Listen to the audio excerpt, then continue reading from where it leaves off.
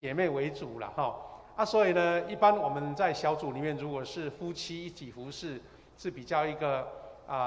男女都有的小组。但是因为他们以姐妹为主，所以他的先生啊，是主爸哈，就被派到别的小组去服侍。我们的寿文医师给他鼓励一下好不好？来，我说王医师哈，他在另外一个小组以男生为主吧，来服侍。我们感谢主哈。我们的小组呢，因为有这样忠心服侍主的牧者小组长所以每一个小组都得到非常好的眷顾保守鼓励我们继续为各小组来祷告。我们要分享主话语之前，我们再一次做祷告。亲爱的父神，我们感谢你，让我们在主日的时候有这样安静的时刻在你面前，因为主看重我们的敬拜，你也知道我们要用诚实，要用真诚来敬拜你，所以愿神的恩典、圣灵的光照在我们里面，让我们的敬拜从你的话语得着新的亮光、跟智慧以及力量。感谢祷告，奉耶稣的名祈求，阿们。那弟兄姐妹，我们接续了前面我们一起分享在周年庆的时候，我们一起分享了我们教会的一个使命宣言哈。那很多弟兄姐妹看到我们在电梯里面呢，也在贴了这个5个使命宣言，就是我们希望我们的富强教会是一个建造整个完整荣耀神的教会，是神恩典的教会。其中一个主题是我们求主带领我们所有富强人，每一位弟兄姐妹是一个灵命丰盛的教会。换句话说，每一个弟兄姐妹愿意追求神的话语，愿意听神的话按照神的话语来行。那弟兄姐妹，我们在这个灵性的一个主题里面呢，我们发现到，从上个礼拜我们的分享里面看到，在圣经很多伟大的人物，伟大的人不是他本身伟大，是神让他伟大。他们因为被神呼召，有一个神圣的光照的时刻，那他们的整个人生跟生命就不一样。今天我们后续要接续来分享，透过保罗他的改变，保罗得神的祝福一生跟随主的一个故事，来再一次印证每一个弟兄姐妹在人生的每一个时刻，愿意被神光照，而且愿意追寻这个光照来往前走那我们今天学习的2段经文都很熟悉，我们等一下再来做复习就可以那我们可以说，保罗呢，他原来是不信主的，而且是敌对的，但是他遇见神了，圣灵光照保罗，带来了生命的转化。我们要用几个大纲来接续，因为大家对他的故事蛮熟悉的他起先是专门带头来迫害基督徒的。使徒行传9章第2节，他自告奋勇，向当时的大祭司请了命，就是要去大马士革，以前我们叫大马色去那边捉拿基督徒。他的人生的改变是从迫害耶稣开始的，但是他因为这样被神呼召的时候，他的人生就180度的改变。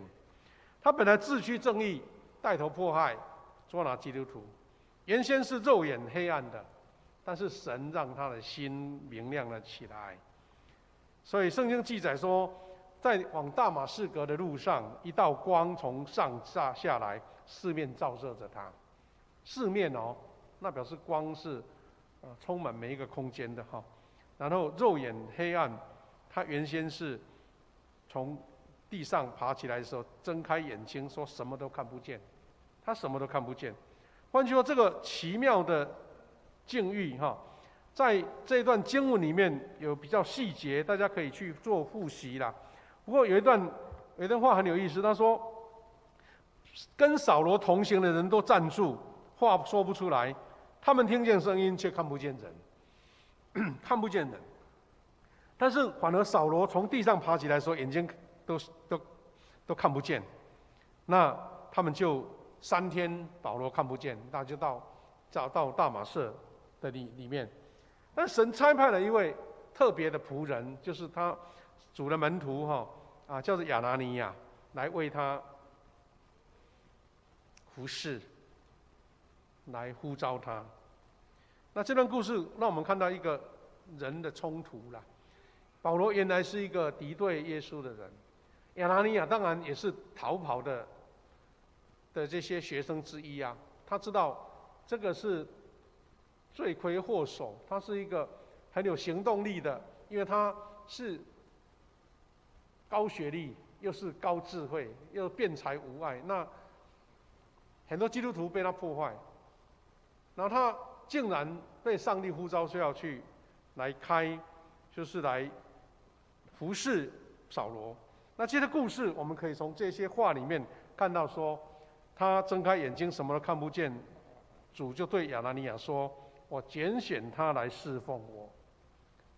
拣选他来侍奉我，要他在外邦人、君王以及以色列人当中宣扬我的名。”弟兄姐妹，我们刚刚读了前面那一段经文，哥林多后书有第一句话16节说：“所以从今以后啊，我们不再根据人的标准来估量人了。”真的，从人的标准，保罗就是一个专门敌对基督教的，专门敌对耶稣的。从我们的角度来看，我们再怎么选一个比较差的，我们要选自己阵营的人嘛？为什么会去选敌对的人呢？就好像我们11月又要开始选举了，对不对？你能想象说，好，这个党派挑选了敌对的那个党派的人来说，你的代表我们去选，那不是很奇怪吗？那这些选民不是混淆的吗？或是说就是支持度一定会降低嘛？那从人的角度看来，选自己人很正常，但是神竟然选了一位敌对他、迫害他，特别是当他让很多基督徒送上断头台，被火烧死，被石头砸死，这样的人能够做主的门徒吗？但是神用特别的光照，让这位那么积极迫害基督徒的使徒保罗，成为一生好像是为了赎罪的感觉了哈，为了报答神在他身上所施下的恩典，或是为了赎罪，他就一生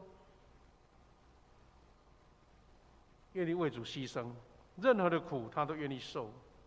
所以我们也看到第2段经文腓立比书里面提到说，保罗因为主耶稣就把至宝变成粪土，至宝变粪土，那是一个非常我们难以思考的、难以理解的。就像我们身上每个人多多少少都有一些珠宝嘛，有一些金银嘛，有一些你身上的首饰嘛，说你把它当成垃圾丢掉，任何人都觉得你头脑坏掉了，怎么有可能这种事情呢？或是你珍爱的手机，一只手机好几万块，你把它丢掉，你愿意吗？换句话说，保罗因为遇见了主，他全部的观念都改变。当然，他也不是用世俗的角度去衡量价值的，而是他觉得在福音的面前，在灵魂的面前，他觉得一切都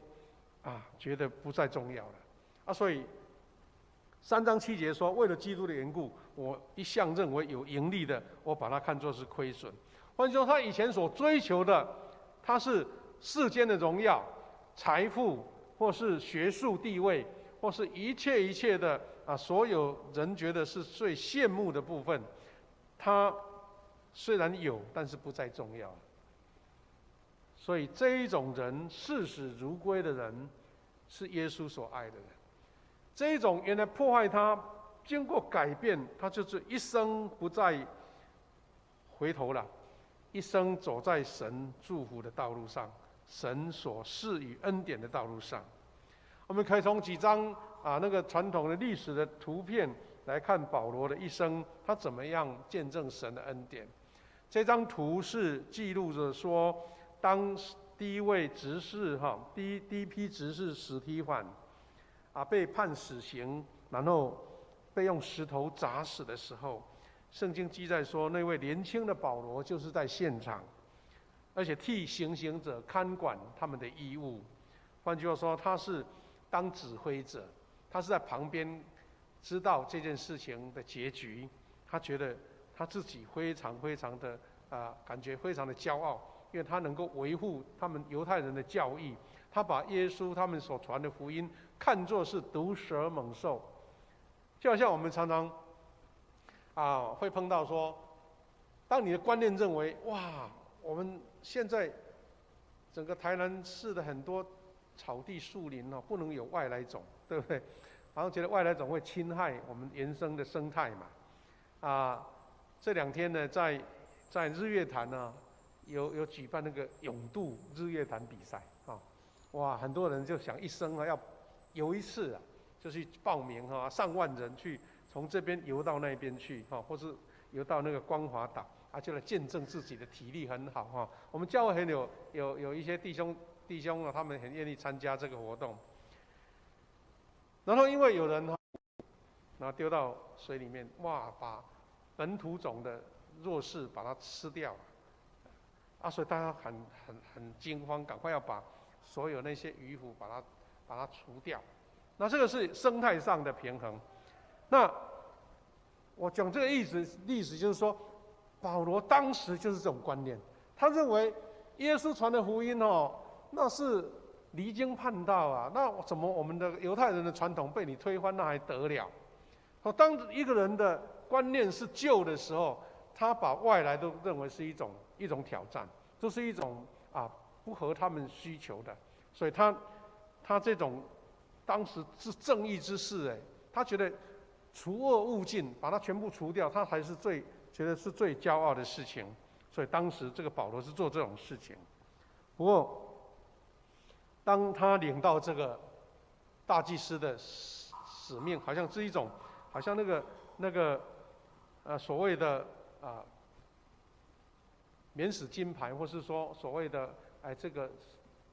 那个尚方宝剑，要到大马色这个地方来除掉这些犹太这个基督徒的时候，他就说要进入大马士革城的时候，忽然天上发出强光，四面笼罩住了保罗，他就从马上面跌下来。当然这张图刚刚有人跟牧师讲说，圣经也没有讲保罗骑马其实这个是后来的一些圣经的画家他们描述的一个不是仔细有描述这样，但是他就是真的从跌下来，那整个眼睛都看不见了那我们看到圣灵的光照让保罗的生命带来转化这些图画都蛮珍贵的不过因为太小了，他看不清楚了。后来保罗呢，他一生就以传福音为职志了，就不再改变，完全不改变。而且他年老的时候，在监狱的时候，他还讲一句话说：“我没有违背天上来的意象。”他就一生走这条服侍主的道路。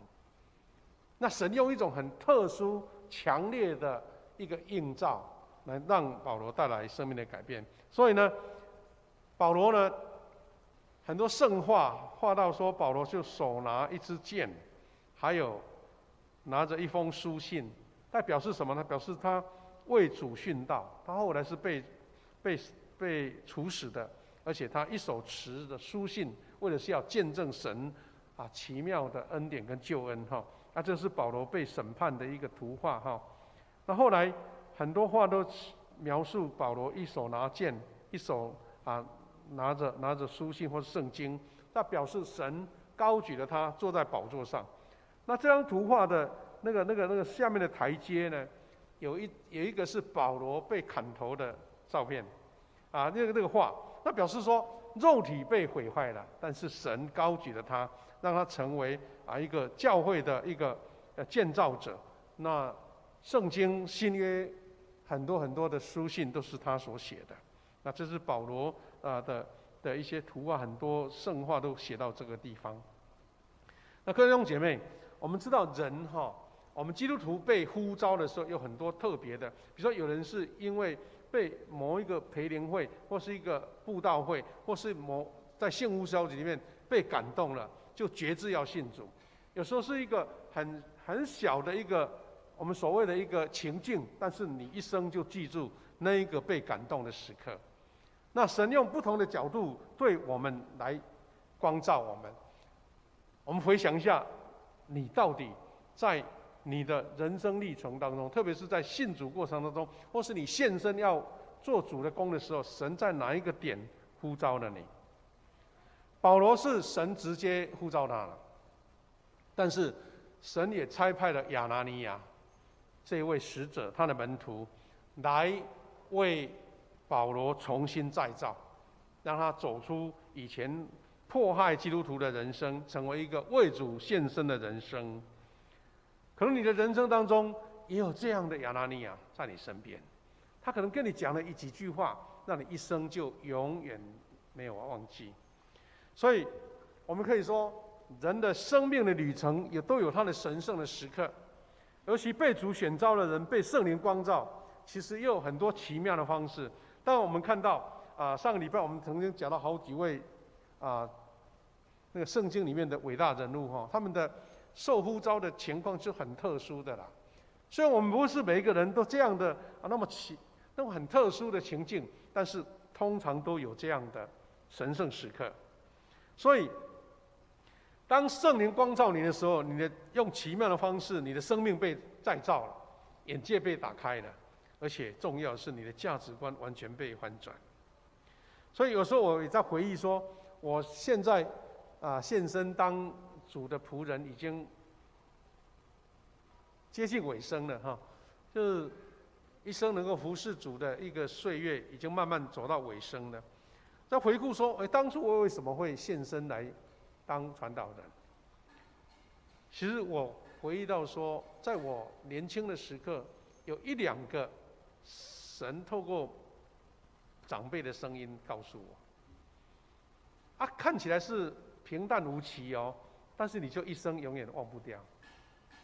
我记得我在应该是国小或是国中的时刻，我们有一位已经迁居到高雄的一位家族的阿伯，那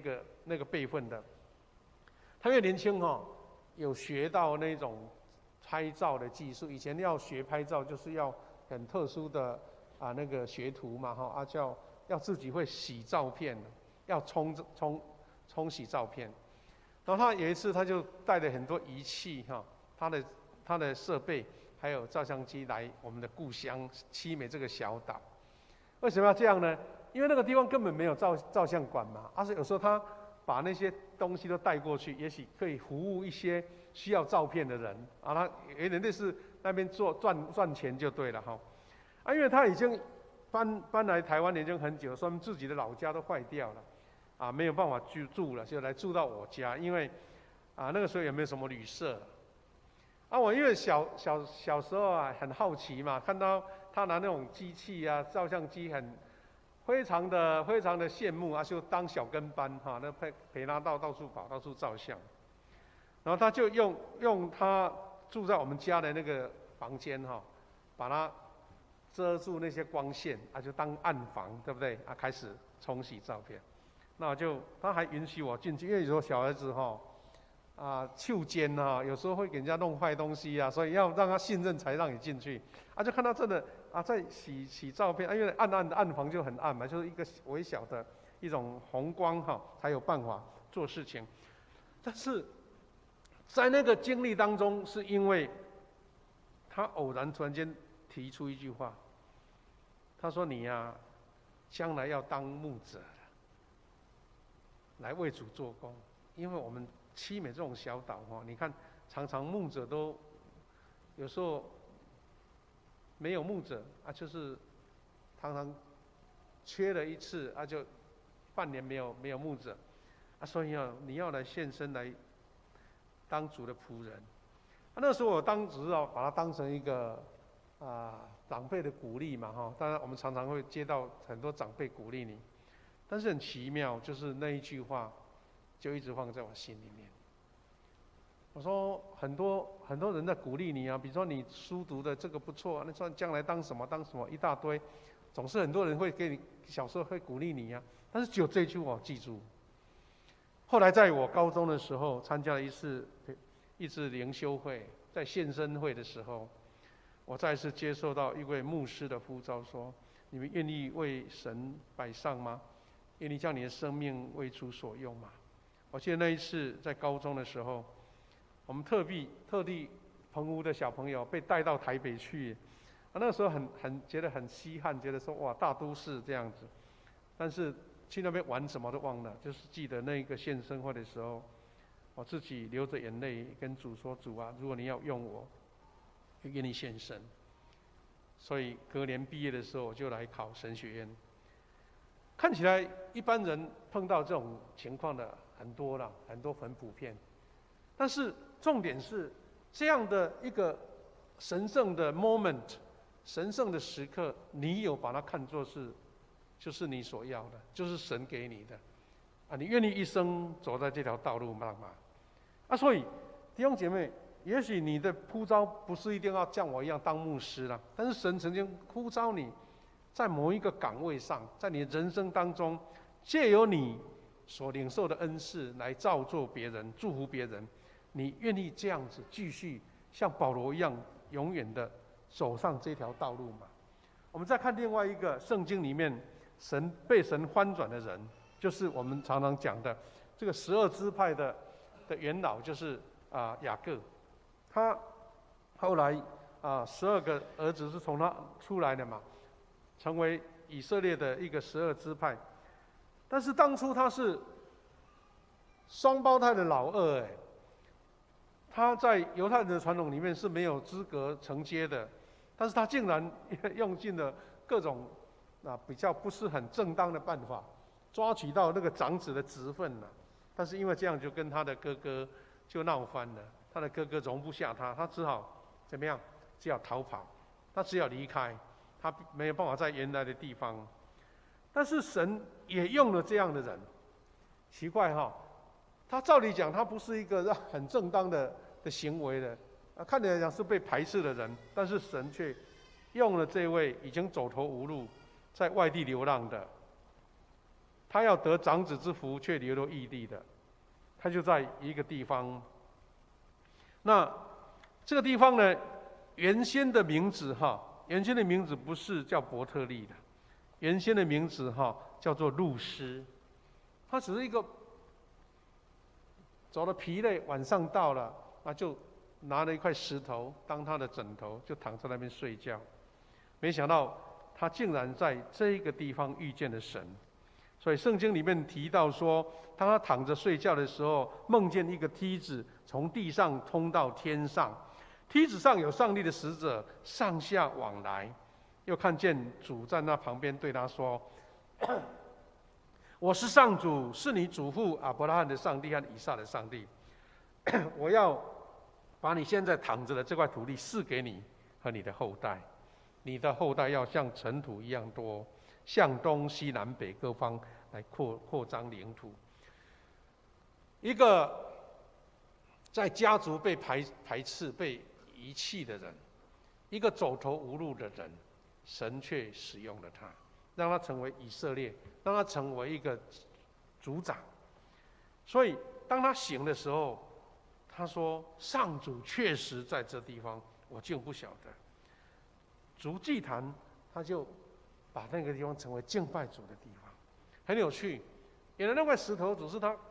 靠头好躺着好睡觉的地方，那块石头竟然是成为祭坛。我们人生有时候你会觉得我自己一无是处啊，没有什么好重要的，没有什么值得夸耀的。但神用你的时候，一块枕头会变成祭拜神的祭坛。神的恩典在你身上的改变，是让你觉得说不可思议的。原先这位被家族遗弃，或是甚至被他哥哥想要把他追杀的人，神改变了他，那就成为一个有以色列的一个元老。所以虽然后来他不足了，因为以色列发生了饥荒，那个时候他的儿子约瑟已经在埃及了，然后他因为旱灾没有任何可以吃的，但是神已经为他预备了在这个埃及的地方有美好的一个他的儿子为他预备的一个美好的一个环境，然后他就从以色列那个迦南地离开了，到埃及去。上帝给他祝福说：“我是上帝，是你父亲的上帝，不要怕到埃及去，我要使你的后代成为那里成为大国。”换句话说，原先是一个不足的人，一个在遇到旱灾缺乏的人，竟然成为祝福埃及的人。那是一个神给一个不可能的人的任务，变成一个伟大的祝福。弟兄姐妹，我们可以看到说，这些图画看见在漂流在旷野哈，有没有什么好地方可以住？连帐篷都没有的，以石头为枕的，竟然看见神的荣耀。这些图画都在描述说，神遇见了雅各，雅各也遇见了神，神亲自对他做应许，所以后来他就让这块石头看成是敬拜神的地方。所以伯特利就是敬拜神的地方。伯特利是一个立此为圣，让神的荣耀在这边显现的地方。弟兄姐妹，你的伯特利在哪里呢？当你献祭的时候，当自己摆上愿意被神所用的地方，那边就是你的伯特利。也许是你的职场，也许是你的家庭，也许是你的事业，也许是你在家族当中的一个地位。神，当你要被神所用的时候，那一块当枕头没有什么价值的枕头，会变成祭坛，会变成神所重用的。神在那边，所以这位雅各说：“不知道原来神在这里。神是在一个被呼召的地方，那你那边成为伯特利。”所以我们看到哥林多后书在这样描述说。所以，我们从此不再根据人的标准来估量人。虽然我们曾经根据人的标准来看基督，现在我们不再这样做了。无论谁一旦有了基督的生命，就是新造的人，旧的已经过去，新的已经来临。这一切都是上帝的作为，借着基督使我们得以跟上帝和好，又给我们传和好福音的职分。弟兄姐妹，一位迫害基督徒的保罗，因为有基督的生命，他就是一个新造的人。雅各原先是为了自己的个人的私利，破坏了长子的名分，一个到处流浪或是等于是出逃的人，被神呼召的时候，他成为一个大家族的，或是一个民族的一个开头，而且是祝福了埃及人。弟兄姐妹，我们在教会里面常常看到很多这样的人物，他们因为被神呼召了，他的生命被改变了，他的价值观完全改变了。他以前看作重要的、所追求的名声地位，或是社会的价值，他完全改变，愿意被神所使用。我前不久看到有一位我们教会的前辈叫蔡茂堂牧师呢，他po了一个小小的一个网址啦哈。我们知道有时候我们在群组里面，很多人就会说，请帮我们他参加一个什么表演或参加一个 project 请你为他们按赞，让他能够曝光度高就会得到奖金那一类的。他 po 的这个是说他的同学是台大医学院的同学，他这位同学是一个天主教徒，是很优秀的医生，但是他后来为了去照顾那些弱势者、残障者，或是身体发展有机能有困难的人，他就愿意成立一个基金会，专门在照顾这一群弱势者。所以他就推动一些方案让社会人的支持。这位蔡茂堂牧师，他也是医生，后来献身当牧师，他就请大家一起来帮忙，来投票。那从他的描述当中，我们知道说，很多人因为他本身在社会地位是让人家羡慕的，但是他为了一个更高的价值，他愿意牺牲，他愿意去照顾那一群在社会的弱势者。弟兄姐妹，你有基督的生命，到底你用口头讲多少都没用，而是因为你所作所为、你所讲，让人家看见是基督的生命在你里面。有时候我们愿意为别人牺牲自己，或是原来自己吃亏让别人得帮助。如果没有基督的生命，人家做不到的。我们愿意去帮助一些软弱的人、一些弱势者，是因为有神的生命在你里面。所以这段经文简单的教导是说，不再根据人的标准来估量人，一旦有基督的生命，就是新造的人。然后他说，又借着基督使我们得以跟上帝和好，又给我们传和好福音的职分。换句话说，你成为基督徒被神所呼召，是因为你要跟神和好。当你跟神和好，上帝的生命才能进入到你里面，而且你所传的福音是让人跟上帝和好的福音，是一个得拯救的福音，是耶稣基督宝血所救赎来的福音。各位弟兄姐妹，我们一起寻求，在你的人生过程当中，什么时候是你的神圣的时刻？这个神圣的时刻到底给你什么样的信号？那你愿意为这个呼召一生走上这条祝福的道路吗？有时候我们会，有时候很明显，哇，很清楚；有时候又很矛盾，因为被生活所迫，或是为工作或很多软弱所打击，你又突然间觉得这个不再重要了。但是怎么样继续持守？所以基督徒呢，我们是要勇敢寻求你生命被圣灵光照翻转的那个时刻，然后让基督的生命在你身上显现出来。换句话说，这个呼召有时候好像被灰尘遮盖了，或是消退了，你怎么样继续持续它？我们看到一句很重要的话，叫"不忘初心"。不忘初心的意思，我们每一个人都有生命被转化的神圣时刻，但要继续持续更新，继续转化，让你的这一个呼召永远保持在一个高档的地方。就像保罗他就是讲说，我没有违背天上来的意向，因为我一生要走上这条当初耶稣用光照我，然后叫我一生服侍他。神用这样的方法来带领保罗，我相信神也在你身上带领你，你怎么样成为一个荣耀主的人生？我们很多人喜欢用这句话来彼此勉励。启示录2章第4节，他说："然而有一件事我要责备你，就是你把起初的爱心离弃了，所以应当回想是从哪里坠落的，并要悔改，行起初所行的事。你若不悔改，我就临到你那里去，把你的灯台从原处挪去。"弟兄姐妹，这个不是一种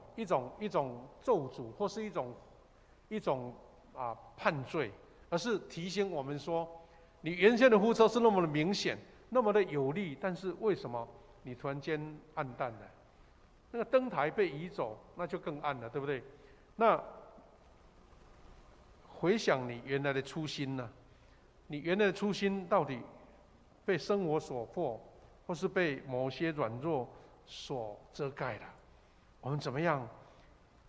悔改，行起初所行的事，能够回到起初的爱心？这是我们基督徒一生要持续走的路。愿神圣灵的光照，你的生命被再造，再造是持续的，是永久的，是继续在见证神恩典的。下面我们一起做一个祷告。祷告，我们要邀请我们的中保代表团准备心，要来到主面前，我们一起来做差派。我们也可以有音乐来配搭，我们一起来为这些事情祷告。第一个，你跟神说：神啊，你曾经在我的生命当中有那个奇妙的时刻、神圣的时刻光照了我，可能是一个生命的改变，一个任务的差派，或是一个神在我前面道路设下的一个标杆跟呼召。神啊，愿我能够继续持续这样的呼召，不违背原先神给我的召命，以及给我的使命，让我一生走在这样恩典的道路上。第二个，我们为我们自己跟家人代祷，求神将这样的祝福也赏赐在我们的亲人朋友当中。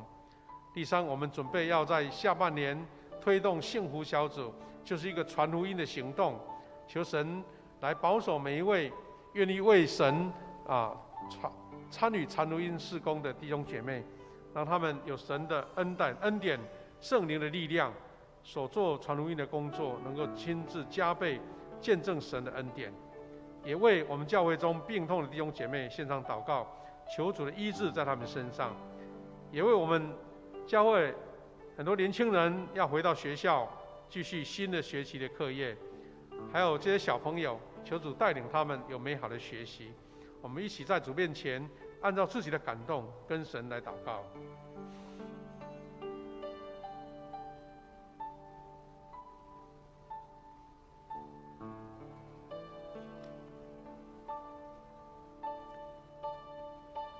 亲爱的天父上帝，我们在你面前再一次将我们被神呼召光照的时刻